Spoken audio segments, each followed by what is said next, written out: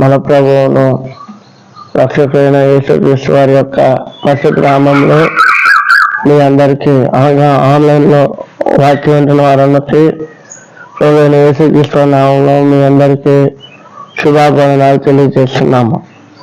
ఈ ఉదయకాలము మనం దేవుని ఎట్లా వేడుకోవాలో బైబిల్లో కొన్ని వచనాలు మనం చదువుకున్నాం. దానియేలు గ్రంథము 2వ అధ్యాయము 18వ వచనము. దానియేలు గ్రంథము 2వ అధ్యాయము 18వ వచనం, పేజీ నెంబర్ 732, పాత నిబంధనలో పేజీ నెంబర్ 732. దానియేలు గ్రంథము 2వ అధ్యాయము 18వ వచనము.